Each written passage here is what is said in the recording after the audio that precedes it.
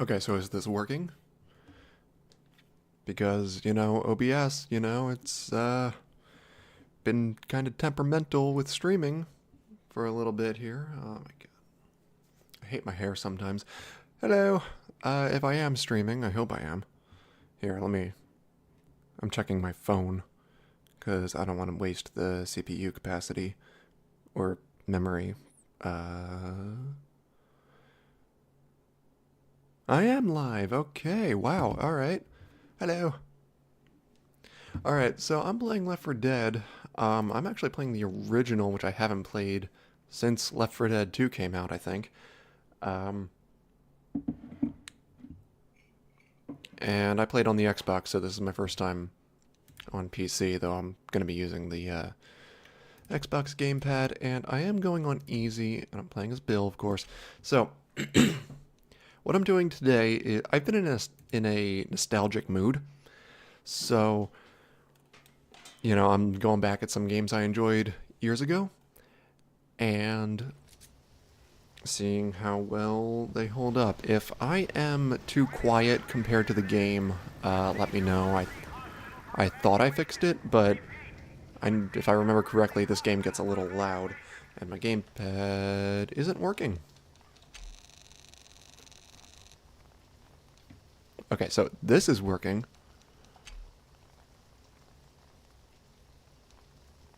Yeah. Enabled. Done. Okay. Yeah, no, this is legit the first time I've actually tried running the game. Might not be a bad idea to get off the street. Yeah, let me just triple check to make sure the game isn't too loud. All right, so anyway, what I am doing, is I want to examine the level design of some of these older games because I don't know, level design is something I feel like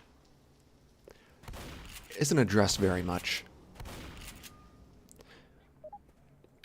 And so I want to talk about all the little details that make a world feel really alive. And if I remember correctly, Left 4 Dead 2 was pretty good at, or Left 4 Dead was pretty good at it. Brightness on this fridge is a little high, but that might just be my rendering it some 15 years after the game was released. It's more than that, actually. What was this, 2007?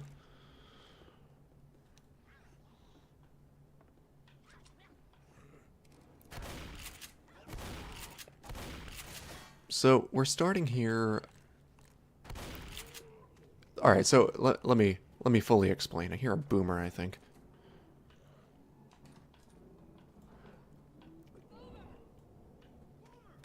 Oh, jeez. Okay. So let me explain. I want to make proper videos detailing level design, specifically for uh, non-open world games.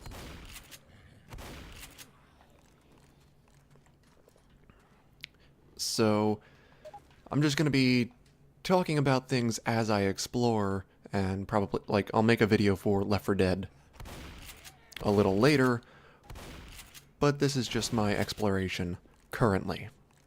I don't know how well I'm explaining this. I'm not explaining it well. No, I'm not. I'm being way too cautious for playing on easy.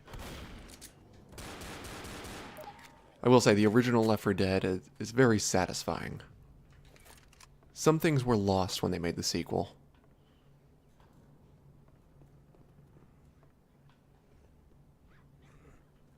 Alright, so yeah.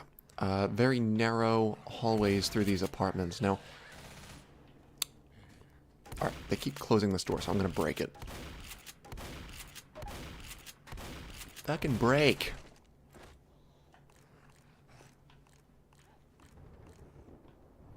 The aiming's kind of floaty. Gotta get used to this.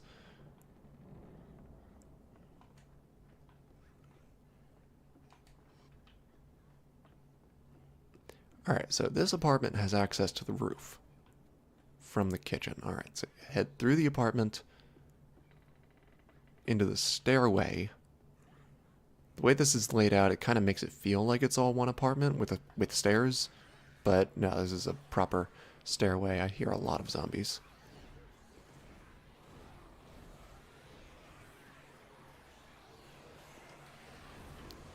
Okay, that's kind of annoying. Oh my god, what are they all up there? Oh, jeez.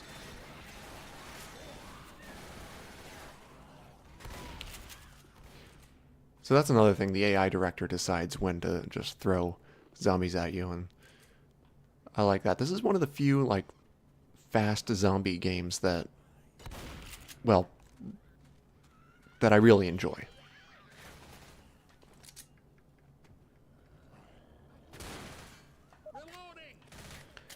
Alright, so that's 2 apartments. These are pretty large apartments for being in Philadelphia.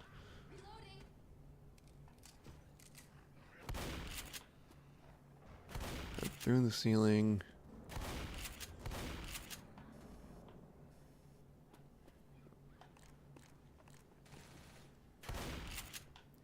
This is interesting. What is this? This isn't an apartment.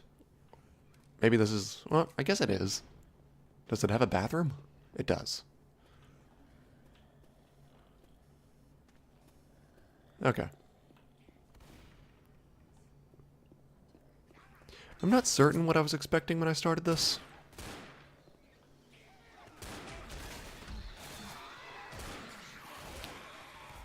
I don't know. Recently I made a video. I was going back and exploring some of the older Call of Duty game maps, and unfortunately didn't record for half of it.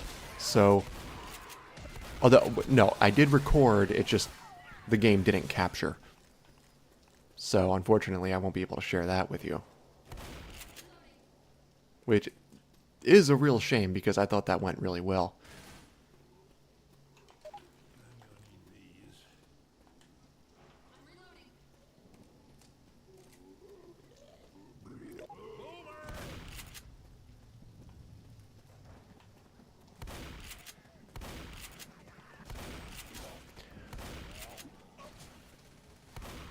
So this is, whoops.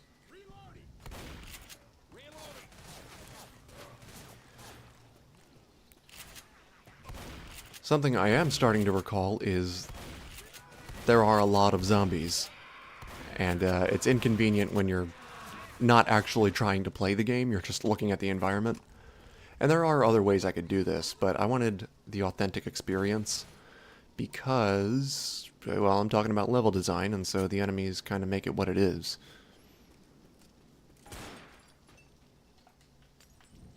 There's sometimes a pistol that spawns in here.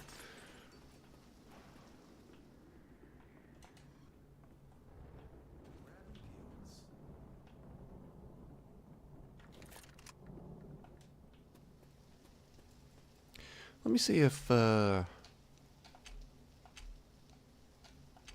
oh, good, I actually can do that. Alright. Yeah, because Death Toll and Dead Air are the ones I kind of wanted to look at more. Everyone to the station. Yeah, because from here you just go into the subway, and there's a lot of underground in this campaign.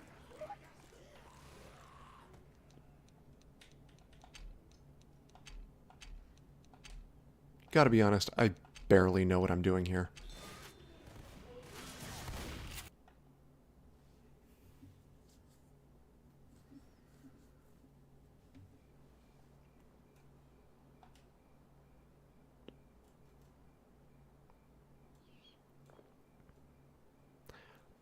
So the camera work here, Is holding out in Riverside. Unless anyone has a better plan, I say we head there. We get to Riverside, and we'll probably be all right. so it shows you, you know, this, I guess it's kind of a back road, though I'm not sure it's meant to be.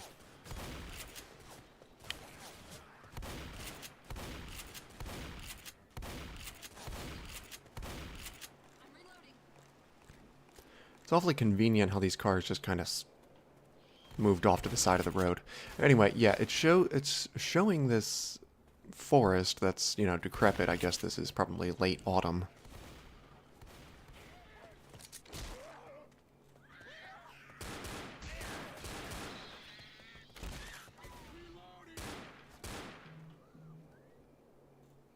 but you can't actually explore the forest.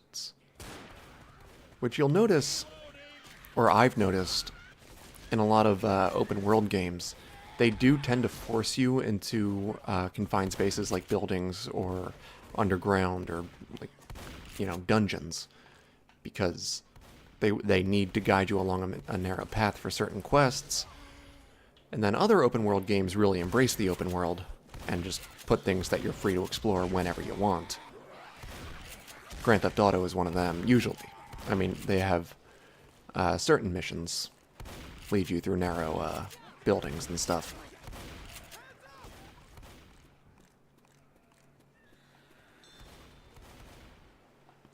But then you'll notice in Skyrim, there's most of the quests are going to take you underground in some way.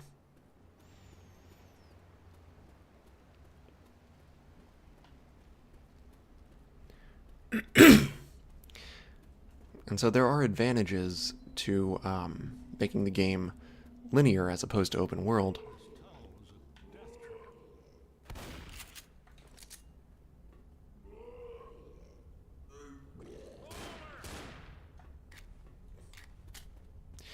And yeah, one of them is all the detail that you can put in, you know, where you want to. And then for the environment, you just need to make a satisfying, well, skybox and also geometry and add in the proper placement of, like, trees and stuff like that. Someone's gonna need these.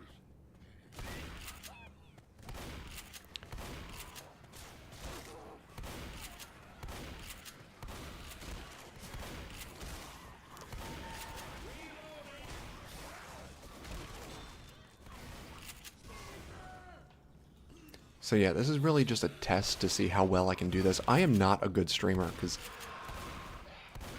I have to concentrate on talking versus playing the game. And so that's why I definitely don't play games for the first time streaming, because then I can't appreciate it as I want to. Ooh, pipe bomb. Yeah, something that was lost in the sequel was a scarcity of supplies. Like, you found equipment like Molotovs and pipe bombs way more often.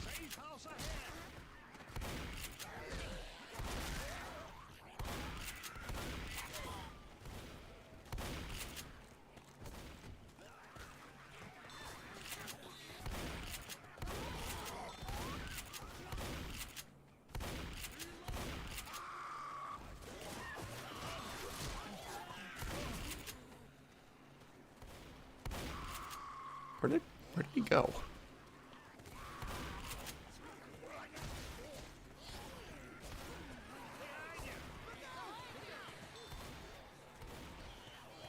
Oh my god, if these zombies would stop coming, I'd like to talk a little about the level design right now, because this is a good area to do it.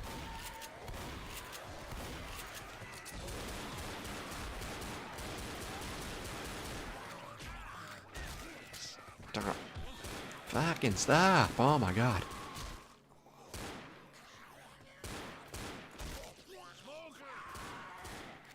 I'm gonna get smoked here. Oh, no, I thought he was behind me.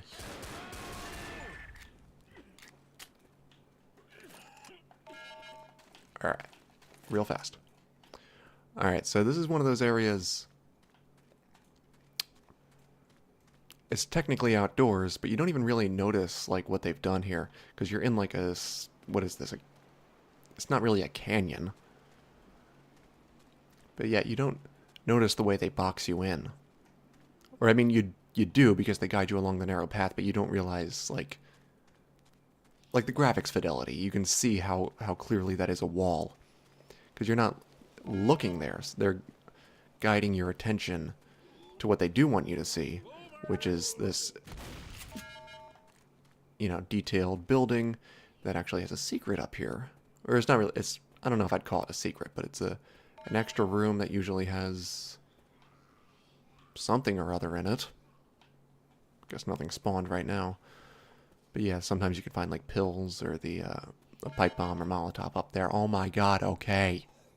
For Christ's sake, people, get in here! Alright, and now we're going back underground. We're in the drains.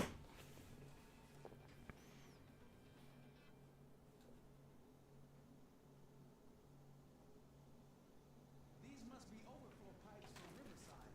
How the hell do you know that? Interesting true story. Some fun? In 1975, the local township. Sorry, they're talking. Yeah, I don't remember as much of that in the first game, of the characters talking to each other. In the second game, they really expanded on it, which was definitely a good addition.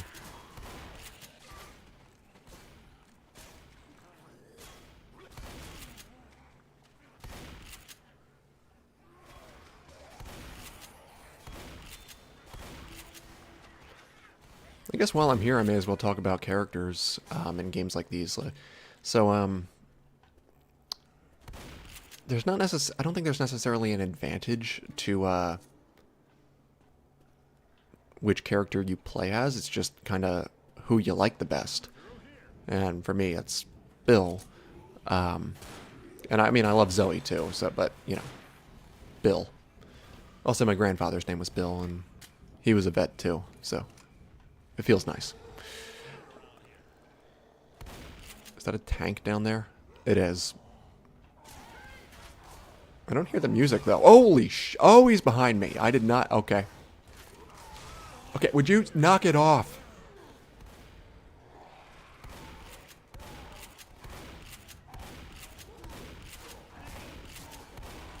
Okay, finally. Okay. So, anyway... Yeah, there's not too much of an advantage to who you choose, but who you don't choose has some favorite tactics. Like, I don't know much about the first game, but I know in the second game, Ellis likes his dual pistols as opposed to a Magnum.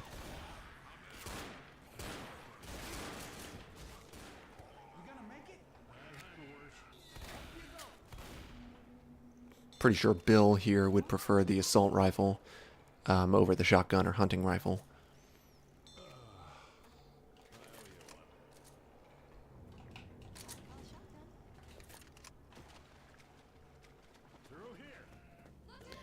And so that's a way to influence your decision. Also, if you're playing competitively, technically Zoe, I think, is a smaller target for smokers. Like, I don't know if her hitbox is any different, but it definitely affects, you know, your the player's perception. So it might be like a an illusion that she's a smaller target, but it works.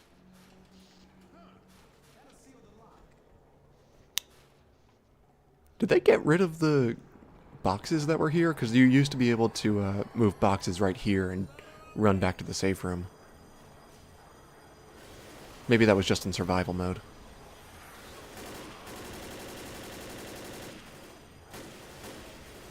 Look at that. I love the muzzle flashes really light up the environment, and that's something I'm always impressed by, especially in Left 4 Dead. Few other games do it at all, let alone as well.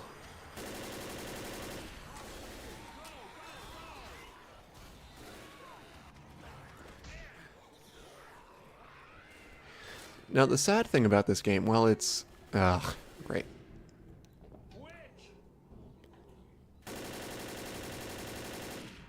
The game is fun, but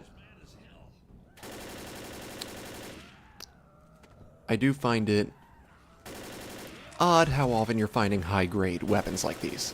Like, the hunting rifle is more reasonable, the pump-action shotgun, but a high-power M16... the automatic shotgun, and you also find them together. I mean, it's a game mechanic, but I start to notice, and I realize it's not meant to be a hardcore survival game like, I don't know, The Last of Us.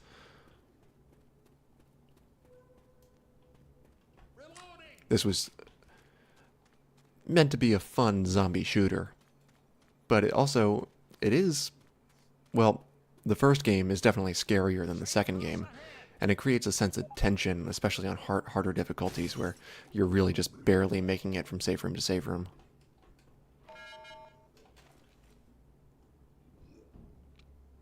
Get in here! And that is something I guess the level design does, is... Enter the safe room. Lewis.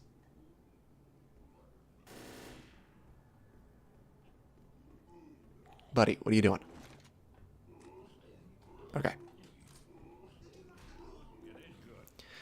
Combined with the AI director, certain situations can get very tense. Like if the zombies are all bunched together, it works, but add in a lot of corners or wide open spaces where they can spread out more, then yeah, that What do you say? Ready? it really works. So here's a wide open space. The other thing about these weapons is I think they give you too much ammo. Fan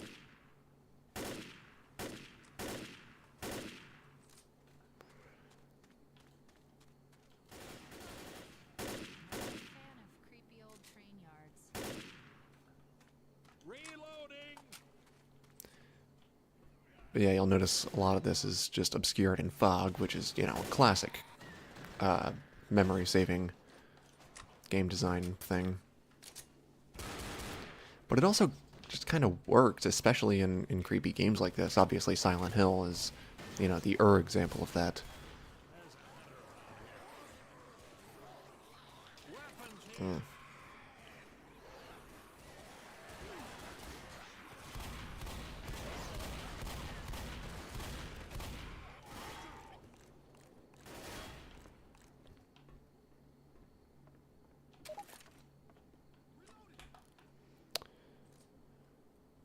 And sometimes the zombies don't spawn in until you get closer, which does kind of steal the thunder of situations like these. Where, you know, you got the perfect height advantage. I'm grabbing an assault rifle. What I really love about Left 4 Dead in particular is how it forces you to play as a team, because you really got to ration your health kits, especially on Expert. Oh my god, this game gets brutally hard on Expert. See now the zombies show up. Francis! Was not his plans. What? What happened? How did Francis die? Reloading. Up the stairs.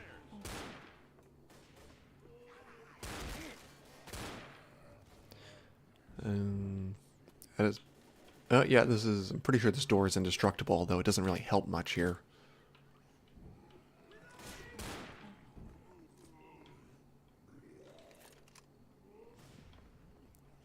Good room for, like, I don't know, what is this?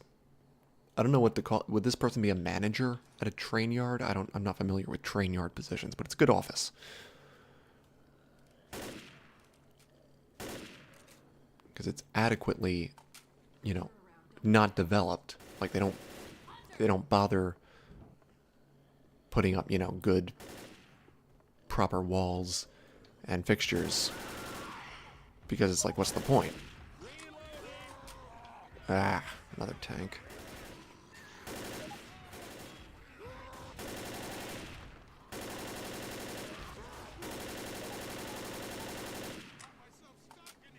Shut up, Francis, I know.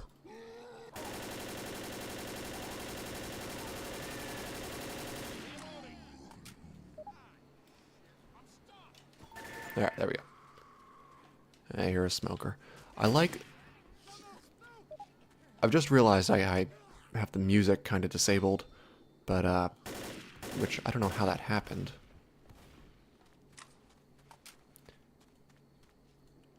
But also just by the noises the zombies make, you can tell, you know, what's around. Smoker, boomer, hunter.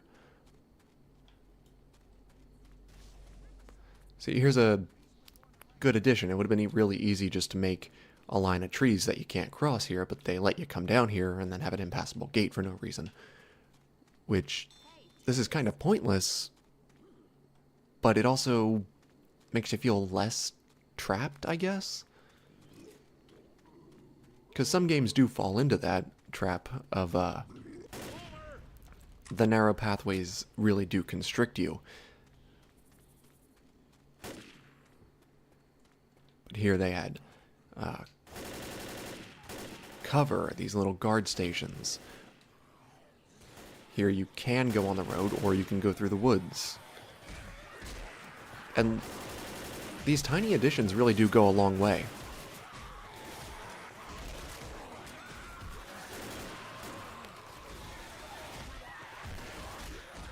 Stop it.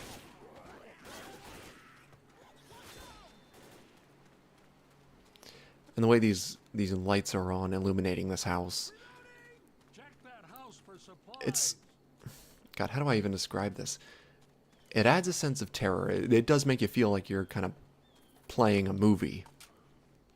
Which is, I think, what they were going for. You know, like the posters for all the campaigns are very meant to be movie-like. Ammo here.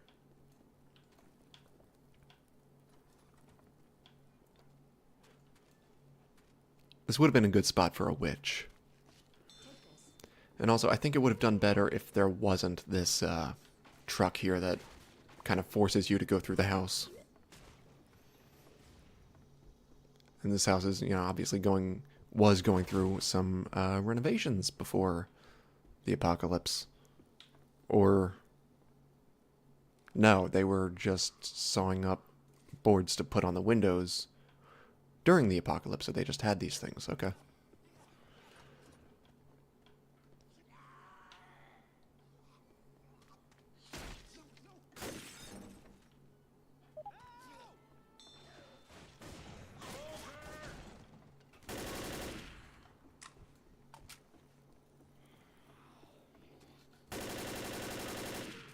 Alright, I definitely want to play through the rest of Death Toll, and then I might call it quits.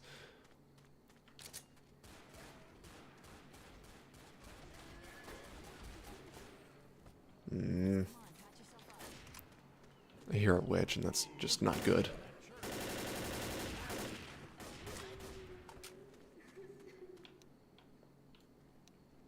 You know, if the paranoid guy holed up in this church really wanted to stay hidden, you know, you should probably turn off those searchlights. But also, this is just another good example of level design, because, you know, you're all the way... Oh, shit! You're all the way back by this road, and you just see these lights cutting through the fog. Obviously, you have this telling you where the safe room is. Work up through a cemetery. This is adequately foreboding, but also, like, the safe haven's up here, you know, it's calling to you. And there's this guy.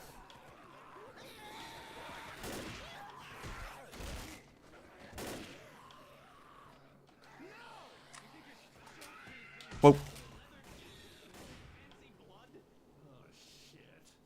I'm gonna ring this bell. I'm gonna ring the bell. And they'll come and they'll finish the job. Ding dong! Ding dong! Dinner's served! Come and get it! This guy's nuttier than candy bar shit. To my recollection, this is the best... It's not the best horde, but it is, like, the best setup to a horde. Just because it's interesting. You know, you don't gotta move a big crane or blow something up to clear a path. So this guy, he's already infected, he just hasn't turned yet, he's kind of losing his mind.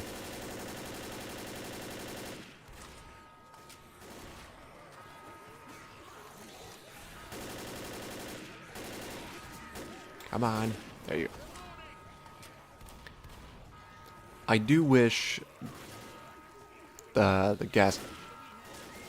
come on, Lewis. The gas cans and propane tanks were handled a little differently. Like, you could actually make a trap.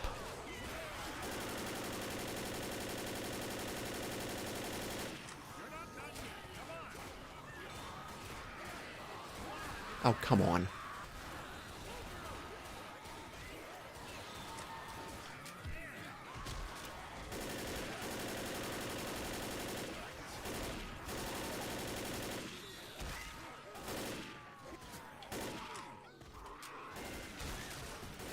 Oops.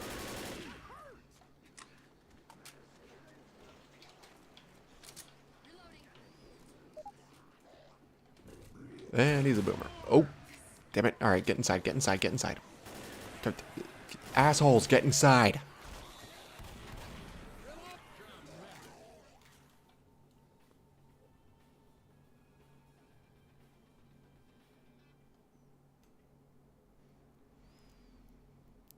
Sneak around the witch. She is more dangerous than she looks. Okay. That's another thing that kind of bothers me. I can help you. When you encounter the witch, your best bet is to, you know, obviously turn off your light, but also keep your distance. Because, you know, you can crouch and take it slow around her, especially like when she's blocking the path, but she's still going to notice you and freak out, which I think is a mistake, yeah, I guess Riverside couldn't hold out. game design-wise. To the river, we can find a boat. Good thinking. I think game design-wise, if you take it slow, she should, you know, stay calm. This is the best sniping section in the game.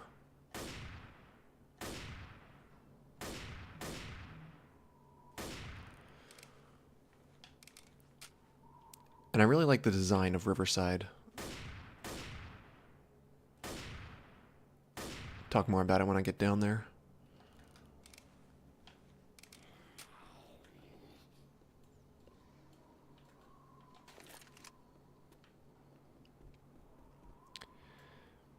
See, in some chapters you have the enclosed spaces like the drains, which still have a lot of corners to keep you on your toes, and this has more wide open spaces with buildings you can duck in for cover.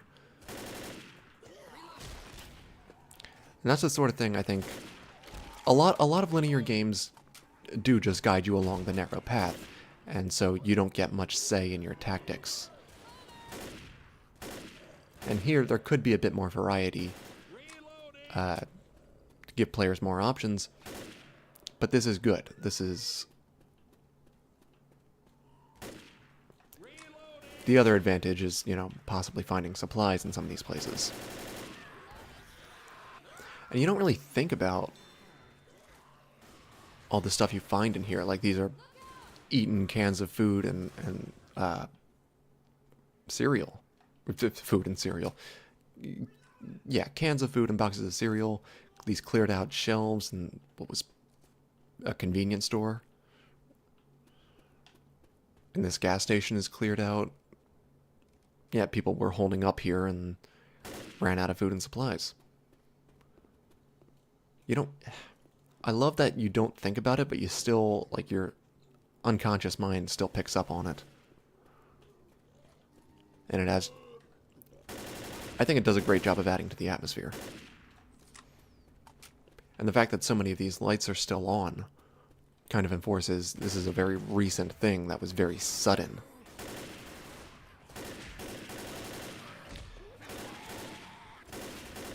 Because I think the whole game starts 2 weeks after the first infection. That's like crazy fast. And yeah, if I was writing it, if I was like writing a movie based on this today, I might have said a month at least.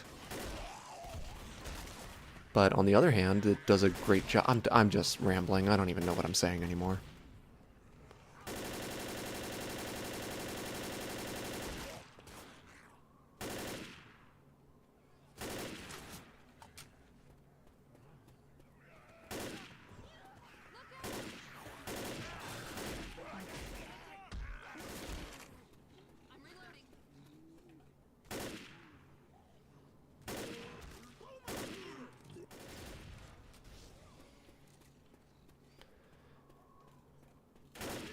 I'm reloading.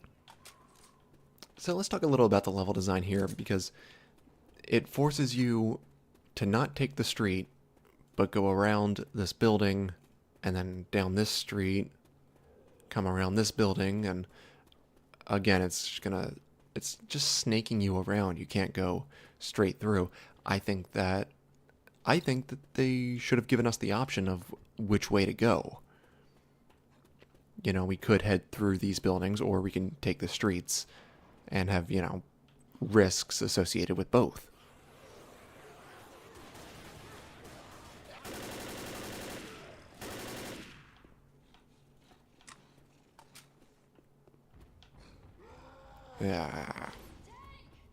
Yeah, I know. Whoa. Oh, jeez, I was looking for him. Arrgh.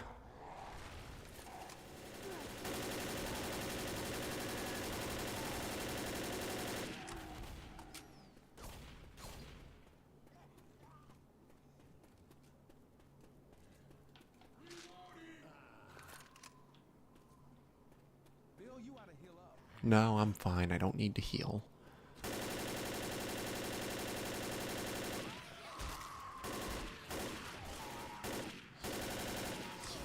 Ow.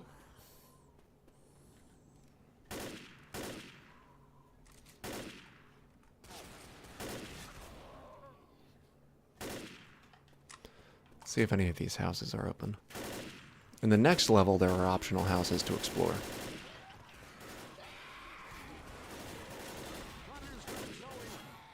No, I guess not.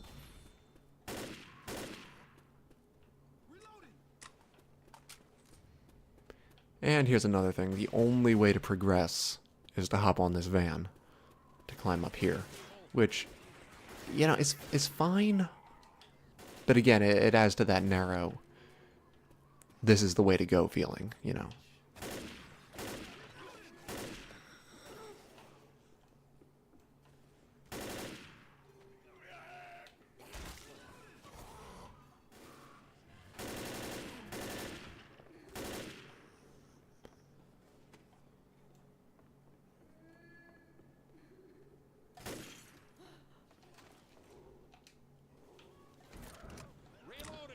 Yeah, someone's gonna startle the witch, but, you know.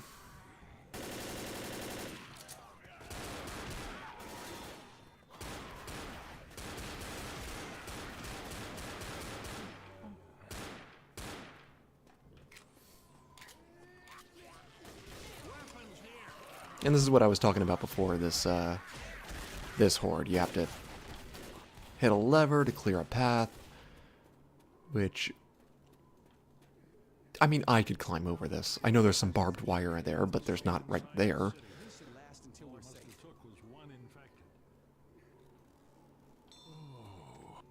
Or, you know, kick in some of these doors, break some of these windows. You know, maybe there's another path. But no, you gotta do this.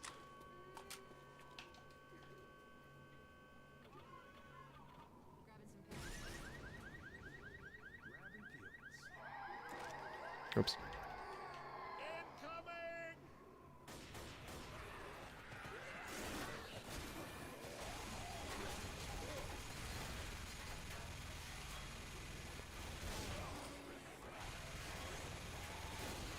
Pretty sure a minigun would be way louder.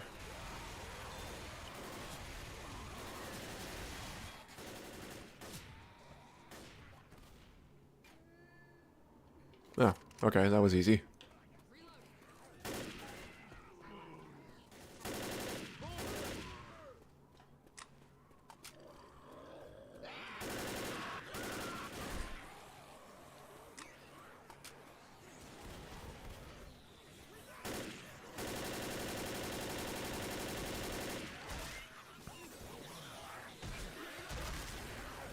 Yarr. I will say, though, there is a good variety in the buildings here. They're not all just... Well, I mean, some of them, you can tell, are just repeated models and textures. But they at least give you, like, these signs, like military surplus. You know, there's the theater over there. What's this? There's a bank, a diner. Got used bookstores, and that's the kind of thing that they really didn't need to do. But it breathes life into the game. Safe house ahead. And also these lights kind of guide you. In some places they're meant to show you the way forward. In other places they're here just for well, to show you places you can go, like in here. Not necessarily have to go here. The stairs.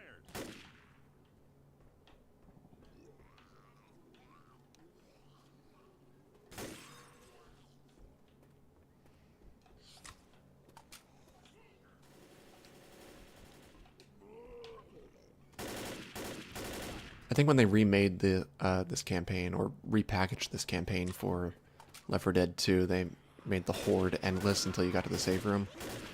Which they meant to do to increase the tension, but I don't know, that kind of always annoyed me.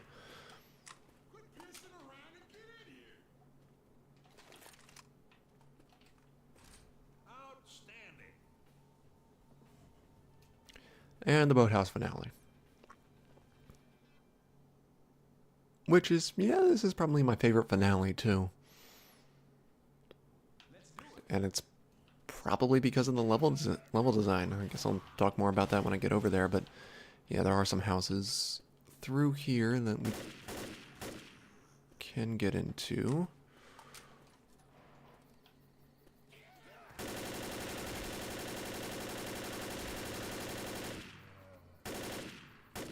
Nice sound design with the crickets. I don't know if you guys can hear that.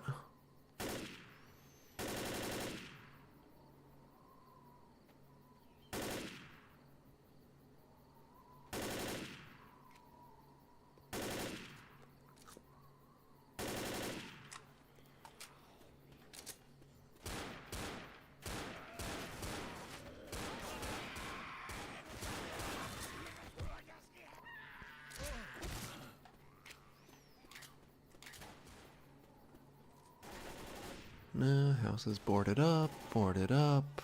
Oh, I was wrong. I guess it's just this one that you have to go through. And then you have the characters like Bill just said, check that house for supplies, which again, it's meant to guide you, but you really didn't need to do that, since this is the only way to go. And it's the only house with lights on, so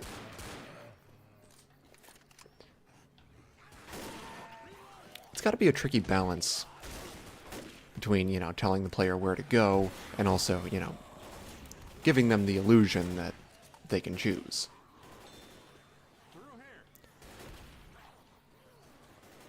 That illusion is important because it adds to the immersion.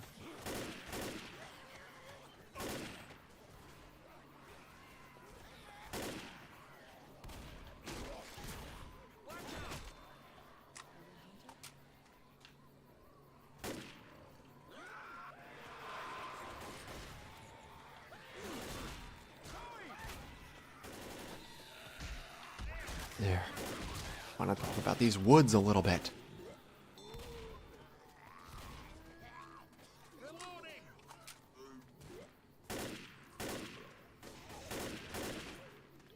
Again, this wire fence and these woods, again, it gives you room to breathe. Oh, sorry to bother you.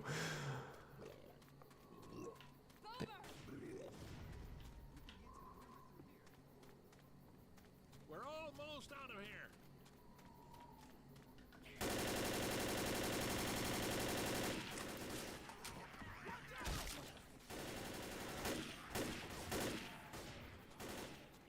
Reloading.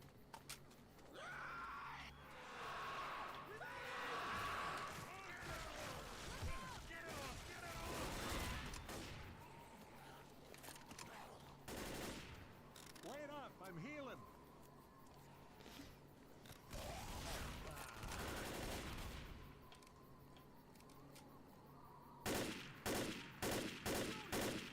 Reloading. Okay. Alright, so this area. I like this because there are a lot of different tactics you can use to survive the horde. It's a wide open space. There are plenty of places for you to hunker down. Like this dock is where the boat is going to come in. This boathouse seems the most defensible because you got the water to your back. Oh.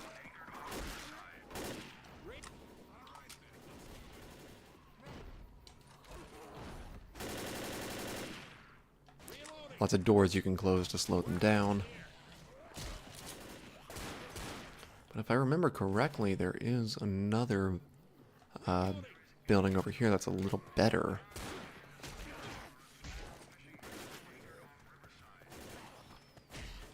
Stop it! Yeah, that's the thing I can't stand in this game is one zombie will completely stop you in your tracks. Yeah, this building I think is a little more defensible.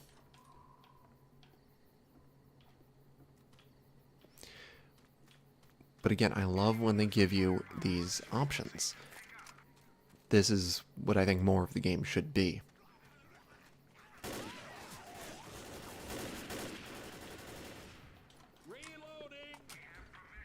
Yeah, come on. How you doing?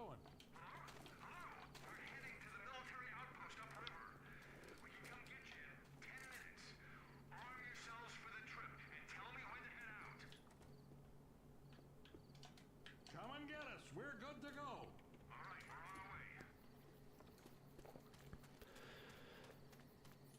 The trees and rocks and this pavilion here give you, like,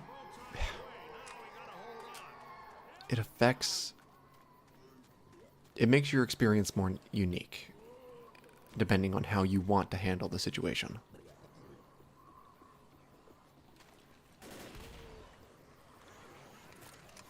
Hey.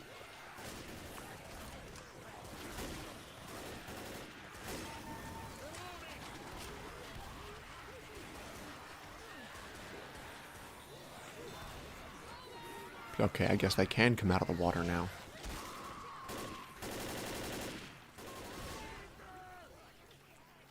It's weird. Like, I don't know.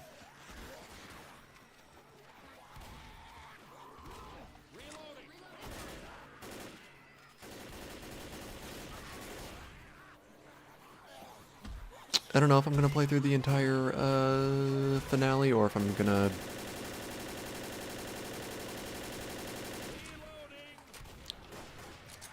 stop partway through. I want to get through the first tank at least.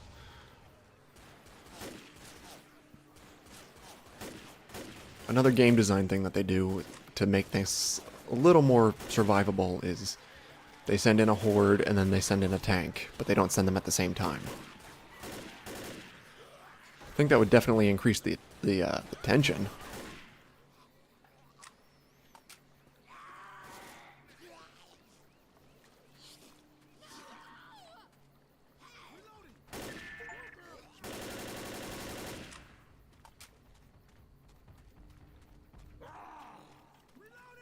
I hear the tank.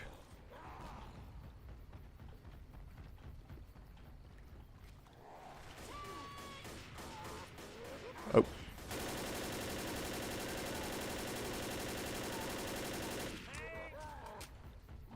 Damn it.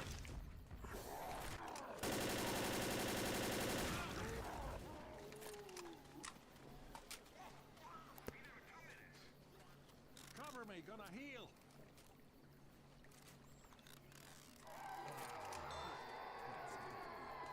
And I love that horde sound.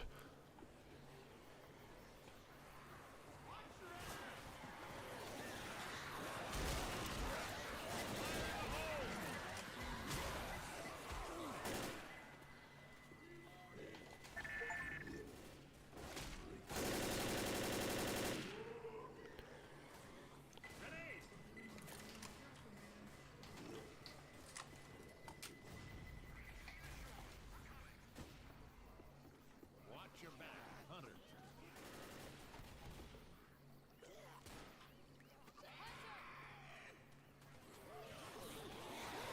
Oh, jeez.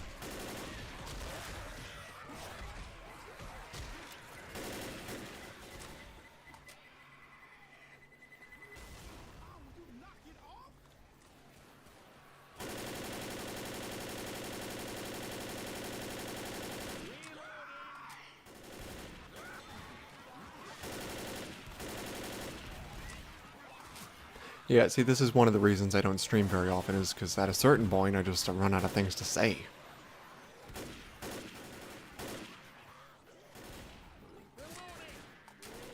Come on.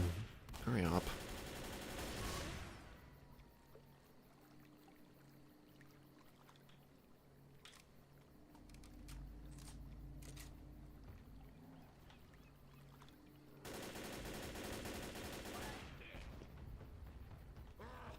Oh, okay, tank.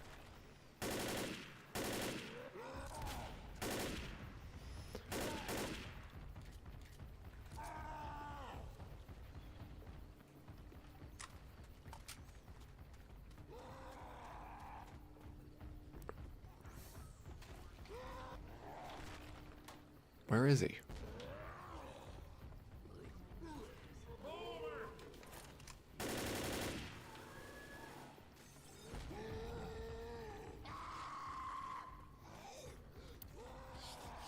Whoa, damn it. No, damn it. I was trying to survive the tank without taking any damage.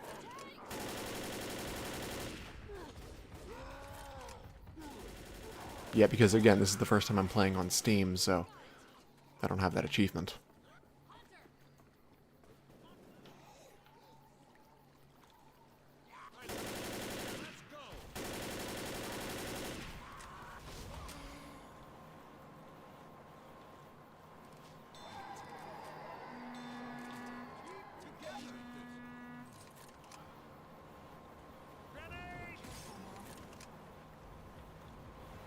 Ah, here it is.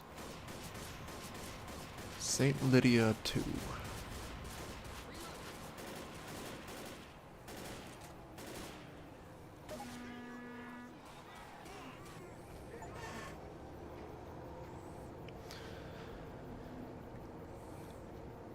Dun. Yeah, okay, it's good. Dun